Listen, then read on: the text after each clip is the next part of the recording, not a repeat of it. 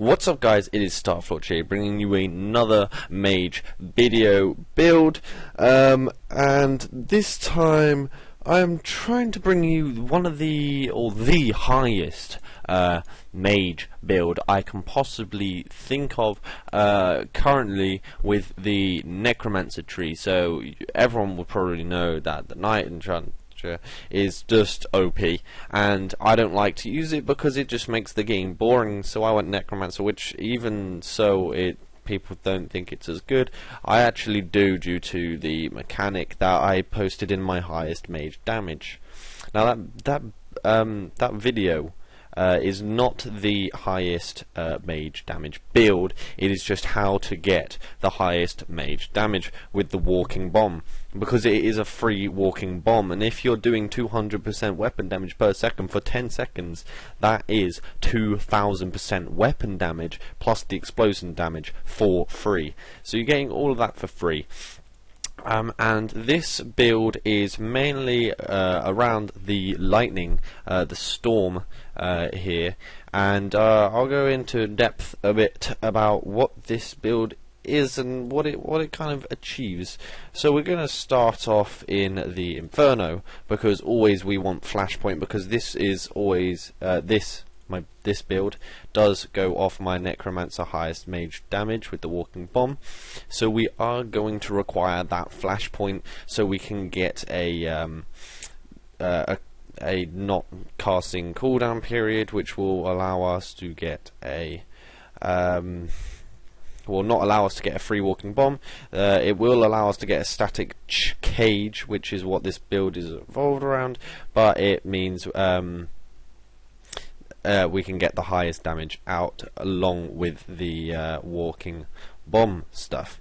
And for this I went down the Immolate, and I'll show you why in a bit with static cage.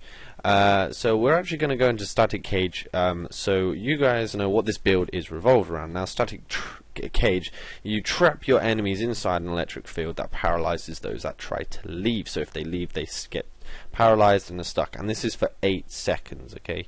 And if they leave, it's paralyzed for 2.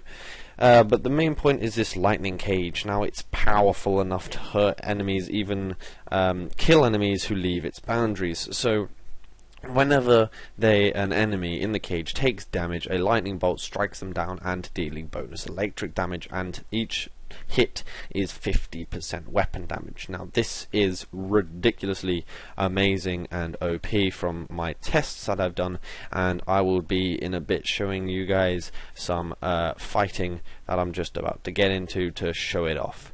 Now, you are going to require Energy Barrage and Chain Lightning. If I was a higher level, I would take Arcing Surge, but currently I don't have that level, but Arcing Surge would be great, and I will do an update video of this for a higher level. And with Energy Barrage, obviously, because you use 12 projectiles. So why Chain Lightning is good is because currently it hits 4 times, although then it also gets 2, so overall you will hit 6 times. 6 times, and so that 6 times will make the static cage hit 6 times, which is the 50%, so that's like 300% weapon damage, I believe. But then that's for the AoE, because it will make sure then every enemy hit takes that. But I like Energy Barrage, even though this is used as an AoE ability and does damage to AoE stuff. It is extremely useful for the single target, because if you use Energy Barrage, it has 12 projectiles, which means 12 times, which means 600 weapon damage. So basically an Energy Barrage will get that like 1,000 weapon damage or whatever it is. I haven't quite calculated it, with the extra 600% weapon damage from the lightning cage. So as a single target, it is insane. It does so much damage, and I have destroyed targets with it before. Now, we don't go into lightning bolt because, as you can see, my spells are actually full, so I can't actually really take the spell. Plus the spell isn't really that good for this build. It's only a small area. Now, these points here, there is a problem how the game is bugged currently, so these don't actually work as such, so it really doesn't matter which one you go down. Although when they do get fixed, I would rather go down here, because 5% damage for every 10% missing mana. But currently this has no use whatsoever. So to be honest, it just depends on which way you want to go. Pick your curse, go for it, whichever one.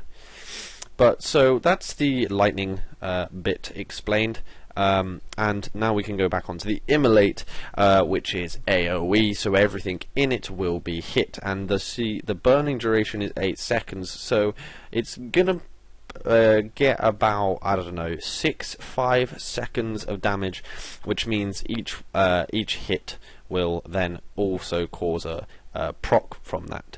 And that's why this is good, because it's AoE and gets lots of damage on, because each one's ticking. So if it hits 3 enemies, it will hit 3 enemies and 3 enemies and 3 enemies due to the burn, which one will keep proccing the static cage. That's better than flash fire. We don't normally use immolate, but it's just to get the flashpoint, and it's better than flash fire in this build.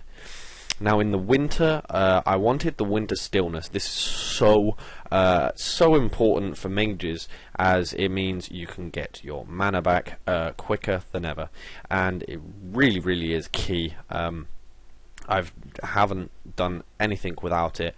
It allows you to get damage, and because seeing as static cage, show you, is actually 65 mana, you're going to be wanting quite a lot of mana regen, because that's more than half your mana, so you can't cast anything straight away after your static cage, so you want this to be able to get up your mana straight away. And to get to this, we didn't really want the locking ice, because I've done Fade Step forever. I did try out the Winter's Grasp, but Fade Step is so much better. It has no cost, so you can use it whenever, in any situation. It lasts 2 seconds and you can turn in it, and it's only got a cooldown of 12 seconds, so it's very good at getting away very quickly and having no cost. So it's the best option to get to Winter Stillness, and I would take it anyway, because it is great for escape.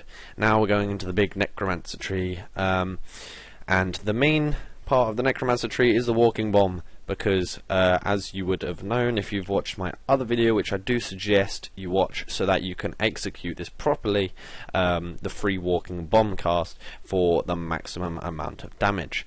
Now to get this, obviously you need all of this side, so if you're knocked unconscious, you can control and live longer, basically, which is very effective.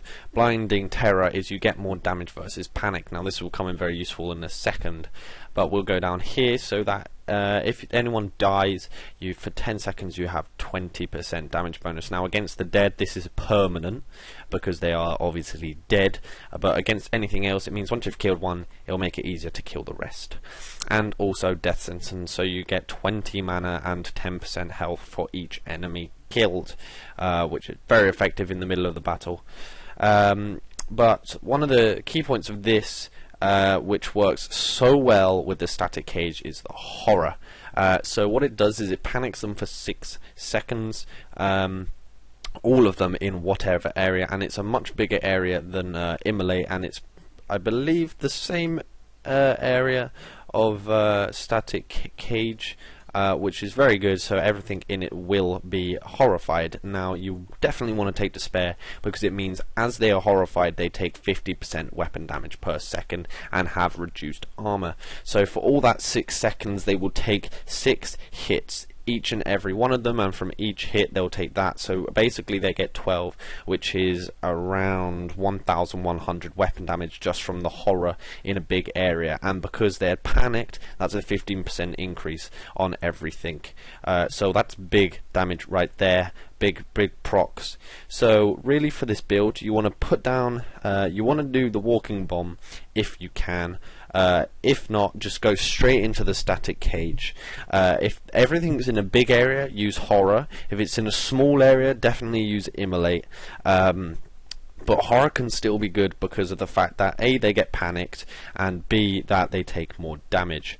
Now for single target you want to do energy barrage because it is by far the highest damage ability with the static cage out of anything, and chain lightning is also good when everything else is on cooldown. Right guys, so now I've shown you the build and how to use it, we're going to get underway with some combat.